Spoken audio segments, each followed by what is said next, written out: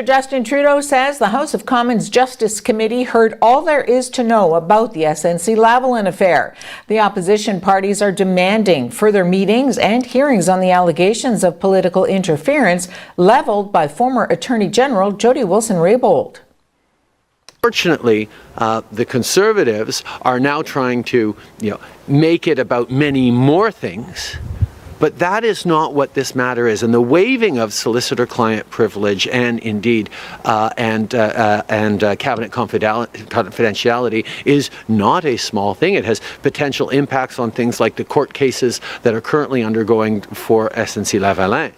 But people can be reassured that there was a full airing of everything associated with the issue at hand.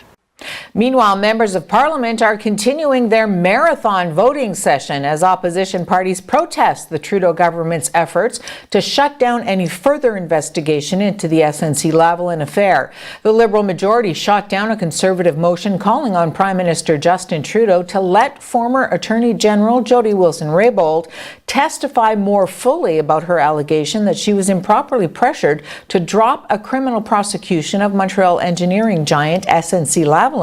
The motion was defeated by a vote of 161 to 134. That set the stage for a Conservative-sponsored filibuster last night, requiring 257 separate votes on items in the government's spending estimates. Since any vote involving government spending is automatically considered a confidence vote, Liberals were required to be out in force to avoid potential defeat of the government.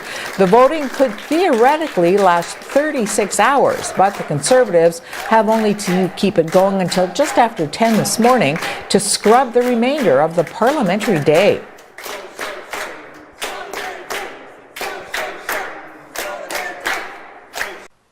Celina César-Chavannes has informed Prime Minister Justin Trudeau that she's leaving the federal Liberal caucus and will sit as an independent MP. The Whitby MP has been a vocal supporter of Jody Wilson-Raybould and Jane Philpott, two cabinet ministers who resigned over the SNC-Lavalin affair. In an interview with the Globe and Mail last week, she also accused Trudeau of yelling at her angrily when she informed him that she would not be seeking re-election this fall, an accusation the Prime Minister's office has denied. But Conservatives pounced on the defection, arguing that César-Chavannes' exit, added to the departures of Wilson-Raybould and Philpott from cabinet, prove that Trudeau is a, quote, fake feminist. Conservative House Leader Candice Bergen said the good old boys in the Prime Minister's office wanted Wilson-Raybould to avert a criminal prosecution of SNC-Lavalin, and when she refused, she was promptly fired and silenced. Trudeau said he'll take no lessons on feminism from Conservatives who still want to challenge a woman's right to choose to have an abortion.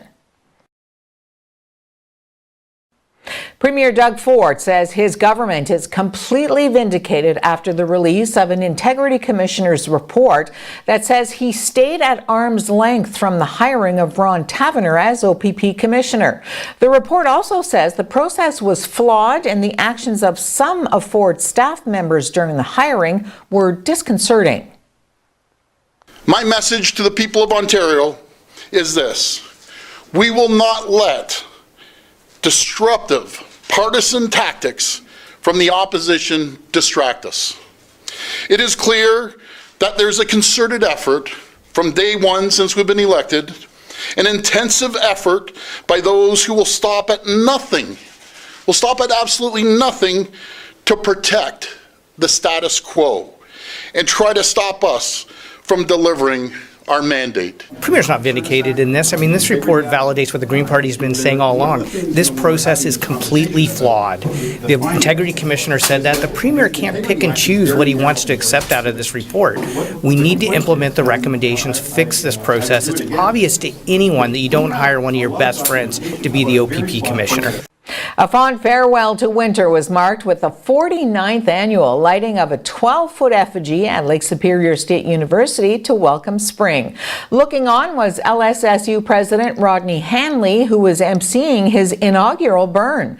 The tradition, an LSSU staple since 1971, features the students reading poetry, receiving free daffodils, and feasting on sub sandwiches.